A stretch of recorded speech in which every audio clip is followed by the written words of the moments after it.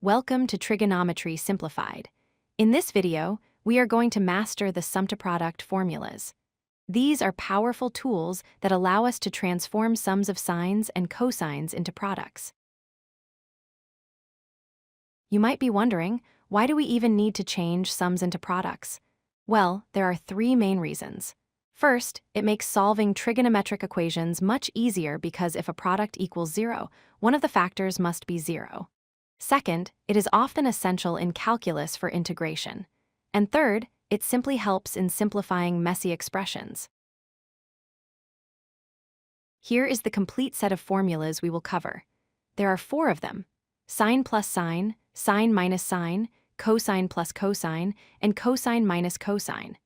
Notice that they all follow a similar structure involving an average of angles and a semi-difference of angles. Let's look at the first one. Sine A plus sine B, the result is 2 times the sine of the average angle, multiplied by the cosine of the semi-difference. A good way to remember this is that sine plus sine gives you a mixed product of sine and cosine. Now for the difference. Sine A minus sine B, compare this to the previous one. The functions swap places. Now the cosine takes the average angle and the sine takes the semi-difference. Next up is cosine A plus cosine B. Cosines are friendly with their own kind. When you add 2 cosines, you get a product of 2 cosines. 2 times cosine of the sum over 2 times cosine of the difference over 2.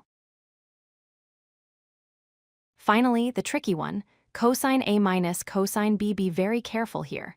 First, it produces a product of sines, not cosines, and most importantly, there is a -2 at the front. Do not forget that negative sign. Let's apply this to a problem. We want to turn sine of 6x plus sine of 2x into a product. We use the first formula. We take the average of 6x and 2x, which gives 4x. Then we take the difference divided by 2, which gives 2x. Our final answer is 2 sine 4x cosine 2x. To prove this works, look at these graphs. The solid red line represents our original sum equation. The dashed blue line is our new product equation. As you can see, they overlap perfectly, meaning they are mathematically identical. Before we finish, watch out for these traps. Do not forget the factor of 2 in the front.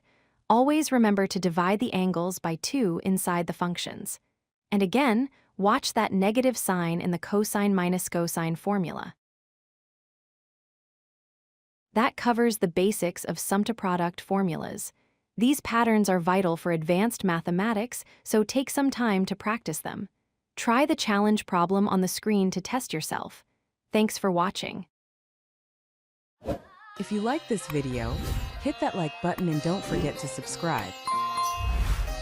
Visit codelucky.com for more such useful content.